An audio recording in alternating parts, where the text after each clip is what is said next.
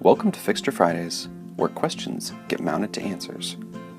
So your customer wants to upgrade their parking lot to LED, and you've convinced them that a new fixture is the best solution. But now it's time to give them a quote. How are you going to mount new fixtures to the existing poles? And will you need any accessories? Let's go through some scenarios and illustrate the different ways you can skin each cat. One important thing to note before proceeding. All of these options involve new fixtures on existing poles. Anytime this happens, the customer will either need to assume responsibility for the modification or have an engineer review the integrity of the installation. However, the less invasive our modifications and the more similar our replacement fixture is, the less risky the upgrade. Okay, that should satisfy the lawyers. Let's proceed. Fixtures mounted directly can either go on top of the pole, like a post top fixture, or on the side of the pole, like a shoebox.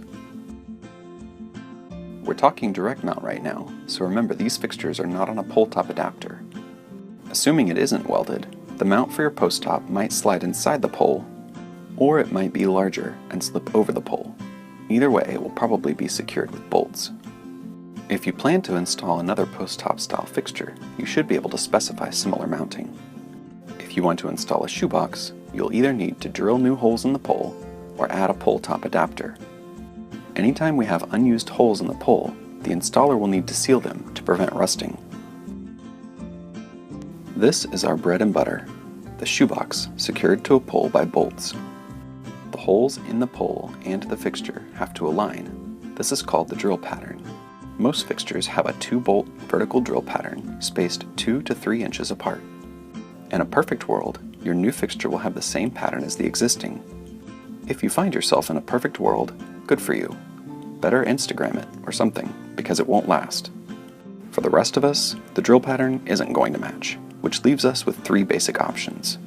We can drill new holes in the pole to match the new fixture, sealing up any unused holes. We could also use a pole top adapter, which is a little less invasive. It also lets us reorient heads if needed, but it can add quite a bit of labor and material cost.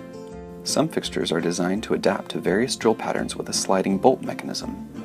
This typically results in the easiest installation, least pole tampering, and lowest cost. A bracket makes things simpler because we can typically use new fixtures that mount the same way. Similar to our direct mount situation, the options here subdivide into vertical brackets and horizontal brackets. A vertical bracket typically provides what is, in essence, a short pipe that a slip-fitter type fixture can slide over. This includes multi-fixture brackets, like a bullhorn, and single fixture brackets, which are often seen in post-top fixtures. Vertical tenons, as they are often called, are almost always going to be 2 3/8 inches on a multi-fixture bracket. But you may encounter something larger on a single post-top tenon. 3 inches is another common size.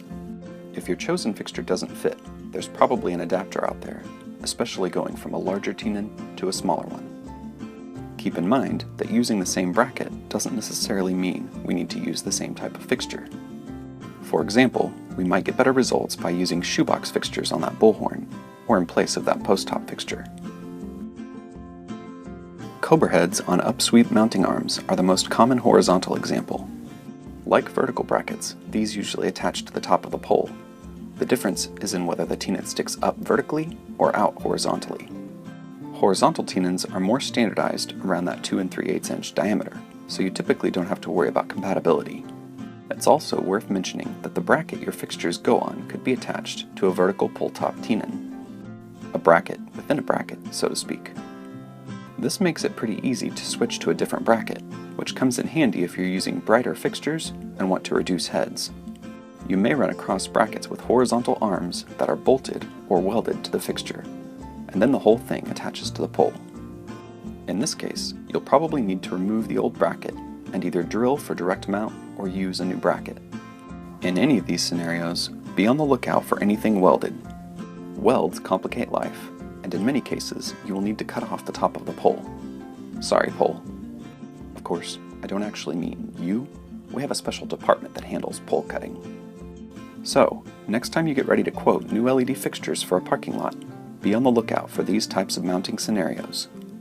Chances are, you'll run into something weird we didn't mention here. When you do, be sure to send us a picture. To browse our catalog of LED parking lot fixtures or ask us a question, visit our website,